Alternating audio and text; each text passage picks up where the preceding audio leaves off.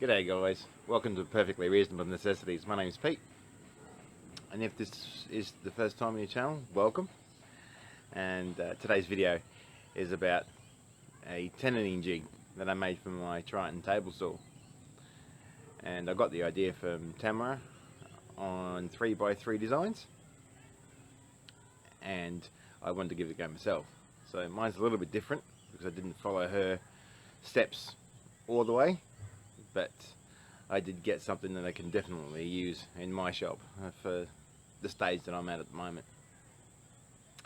I hope you like it. It was a learning experience for me because I hadn't made any jigs before, so this is the first jig construction and build and test run, and it worked out so well. I can't wait to actually use it on a project, and hopefully I'll be able to make a table or maybe a bench and do some bridle joints. That way we can use it and see how it runs. But you'll see mine differs a little bit from the one on 3x3 designs, and but it works for my shop and for what I'm doing.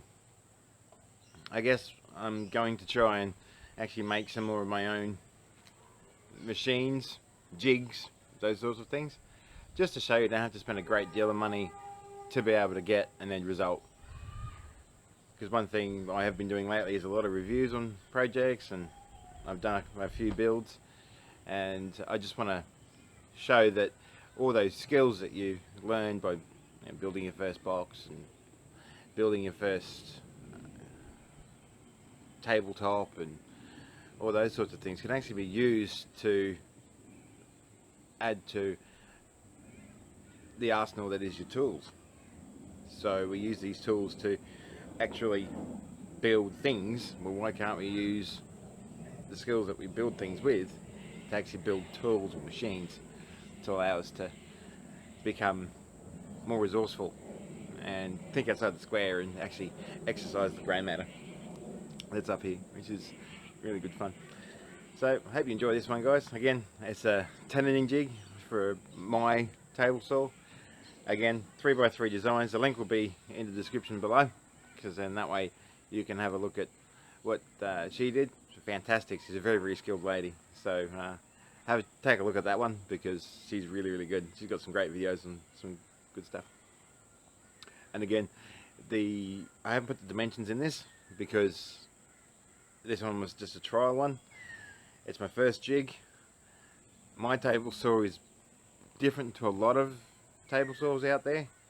My fence is actually it's made by Triton, but it's actually a L-shaped piece of aluminium or aluminum, and so it doesn't work like your Beesmeyer fences or even your DeWalt fences, which is an all-in-one track unit. So mine works on a rail and slide system where you undo the cam locks either side, move the fence, and that's how the fence works. And it's just a piece of aluminium extrusion. So I had to use thicker material to make sure it's stable enough to go through the saw with whatever material I'm using. And I took it out to the maximum thickness of material that I'd typically use for this type of thing. I suppose it could do thicker because the clamp can extend quite a way. So it should work a treat.